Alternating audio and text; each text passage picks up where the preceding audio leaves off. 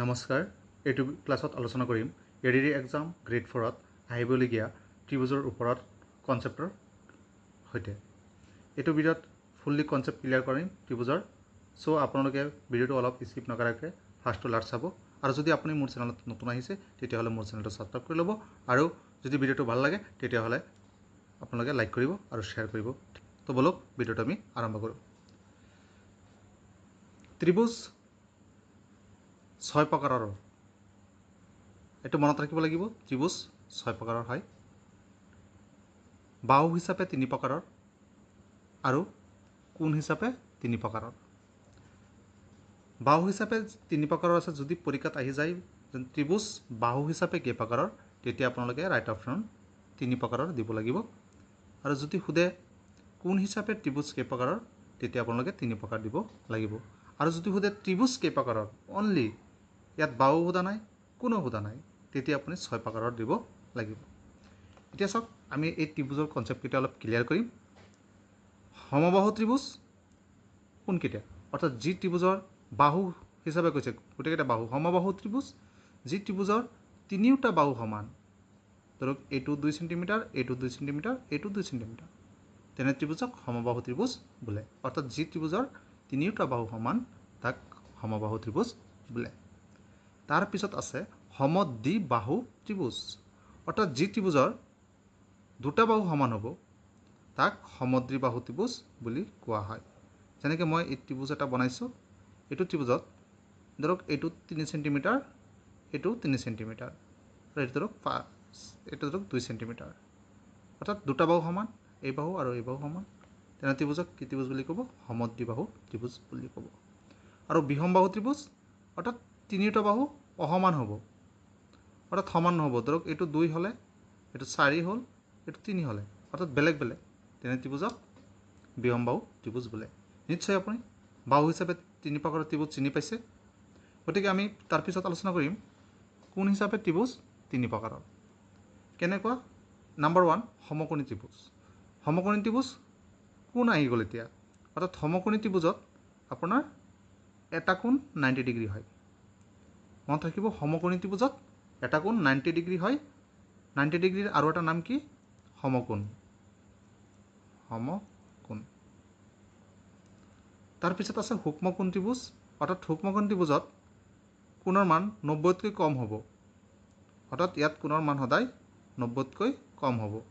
ধৰক এইটো যদি 60 হৈছে, এইটো 70, 130 হৈ গ'ল, এইটো 50, অৰ্থাৎ চাওক ইয়াত কোনো এটা তিনিটা কোণ আছে, এটা কোণো 90তকৈ ডাঙৰ নহয়। গতিকে এনেকুৱা কোণক কি কোণ বোলে? সূক্ষ্মকোণী ত্ৰিভুজ বুলি কোৱা হয়।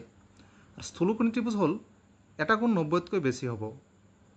ধৰক এইটো 110 হৈ গ'ল, অৰ্থাৎ এটা কোণ 90তকৈ বেছি, অৰ্থাৎ যদি 90তকৈ বেছি হয় তাক স্থূলকোণী ত্ৰিভুজ বুলি কোৱা হয়। নিশ্চয় আপোনালোকে বাহু হিচাপে ত্ৰিভুজ 3 প্ৰকাৰ ক্লিয়াৰ হৈছে আৰু কোণ হিচাপে ত্ৰিভুজ 3 প্ৰকাৰৰ ক্লিয়াৰ হৈছে।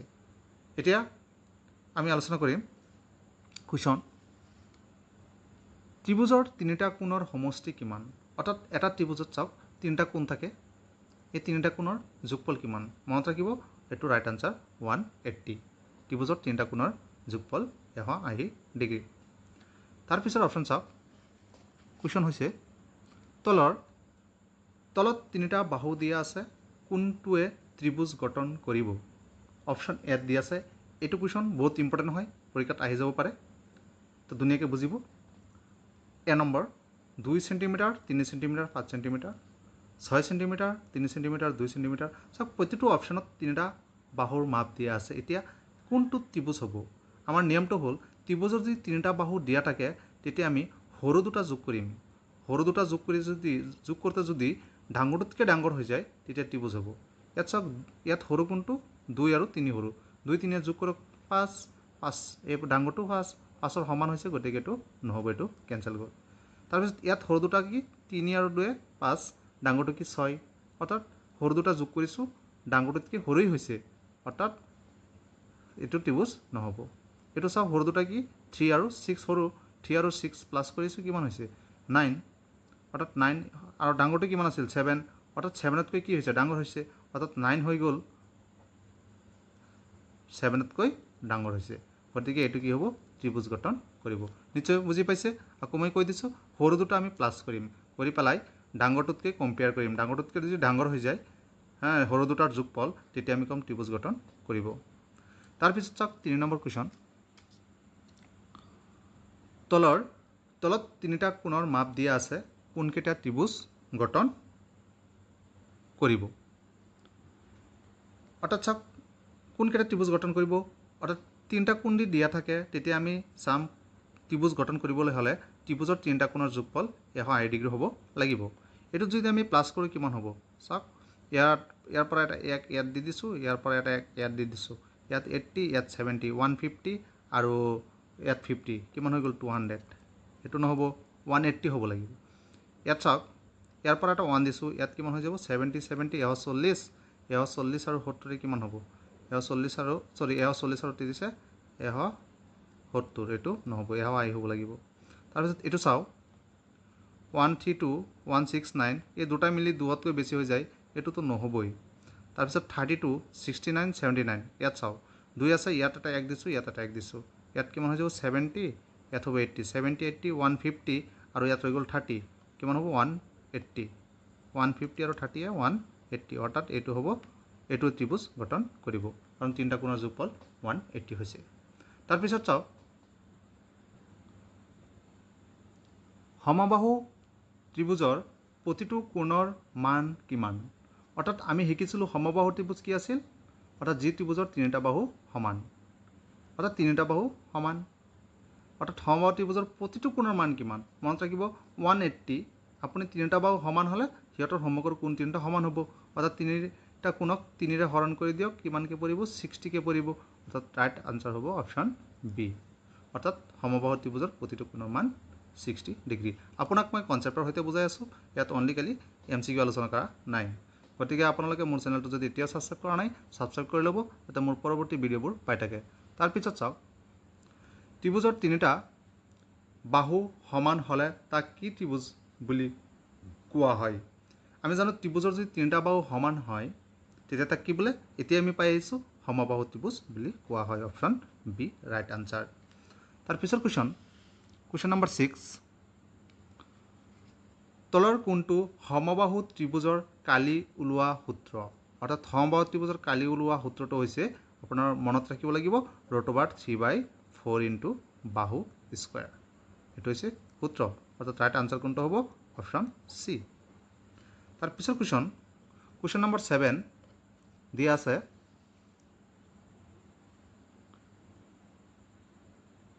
যদি সমবাহু ত্ৰিভুজৰ প্ৰতিটো বাহু 8 সেণ্টিমিটাৰ হয় তেন্তে কালি উলিওৱা। অৰ্থাৎ এতিয়া আমি আগত সমবাহু ত্ৰিভুজৰ কি শিকিছোঁ, আগৰটোত কালিৰ সূত্ৰটো শিকি আহিছিলোঁ, এতিয়া আমাৰ সমবাহু ত্ৰিভুজৰ বাহু দিয়া আছে, কালি ওলাব লাগে।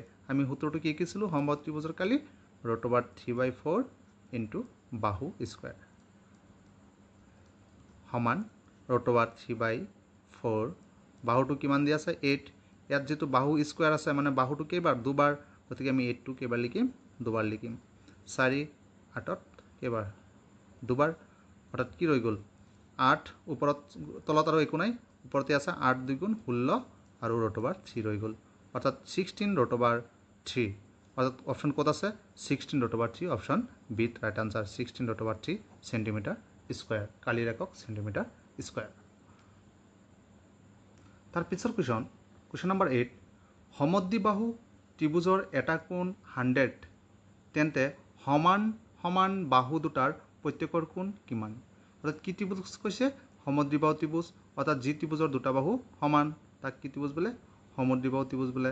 কৈছে এটা কোণৰ মান কিমান, এটা কোণৰ মান 100, অৰ্থাৎ এটা ধৰক 100 আৰু সমান বাহু যেন আছে, এইটো কি বাহু সমান বাহু, সমান বাহুৰ সমগ্ৰ কোণ দুটা সমান। এতিয়া ত্ৰিভুজৰ তিনিটা কোণৰ যোগফল কিমান হয় 180 হয়, তেতিয়াহ'লে 180 পৰা আপুনি 100 বাদ দিয়ক, বাদ দিলে কিমান হ'ব 80, অৰ্থাৎ এই দুটা কোণ মিলি কিমান হ'ব 80। আকৌ জানো যিহেতু বাহু দুটা সমান তেনে সমান কোণ দুটা সমান হ'ব, 80ক আপুনি দুভাগ কৰি দিয়ক, 80ক যদি 2 দি হৰণ কৰি দিয়ে কিমান পাই যাব 40, অৰ্থাৎ ৰাইট আনচাৰ হ'ব অপশ্যন ডি। নিশ্চয় বুজি পাইছে। তাৰপিছত চাওক কুৱেশ্যন নম্বৰ 9। তলৰ কোনটোৱে সমকোণী ত্ৰিভুজ বুজাব। অৰ্থাৎ সমকোণী ত্ৰিভুজ বুজাব কোনটোৱে, অৰ্থাৎ সমকোণী ত্ৰিভুজ বনাবলৈ হ'লে কোণটো কিমান হ'ব লাগিব 90 হ'ব লাগিব গতিকে অপশ্যনত এত চাওক 99 অপশ্যন ডিত চাওক 99 হয় এইটো হ'ব নহ'লে এইটো হ'ব আমি চাওঁ এইটো 90 আৰু 50 কিমান হ'ব 140 আৰু 40 প্লাছ কৰিলে 180 হ'ব 180 অৰ্থাৎ ত্ৰিভুজৰ তিনিটা কোণৰ যোগফল 180 ডিগ্ৰী আৰু এইটো চাওক 90 50 50 100 আৰু 90 190 হৈ যায় গতিকে এইটো হয় 90 আছে কিন্তু এইটো নহ'ব কাৰণ 190 নহয় কি হয় 180 ডিগ্ৰী হয় গতিকে অপশ্যন বি ৰাইট আনচাৰ তাৰপিছত চাওক তলৰ কোণটো সূক্ষ্মকোণী ত্ৰিভুজ অৰ্থাৎ সূক্ষ্মকোণী ত্ৰিভুজ কোণটো হ'ব অৰ্থাৎ যাৰ কোণৰ মান 90তকৈ সৰু হয় গতিকে এইটোত চাওক 120 আছে গতিকে এইটো নহ'ব 90তকৈ বেছি হৈ গ'ল এইটো চাওক এইটো 90 আছে এইটো সমকোণী এইটো নহ'ব এইটো হয় এইটো হ'ব নহ'লে এইটো হ'ব দুয়োটাত 90তকৈ সৰু আছে গতিকে আমি চাওঁ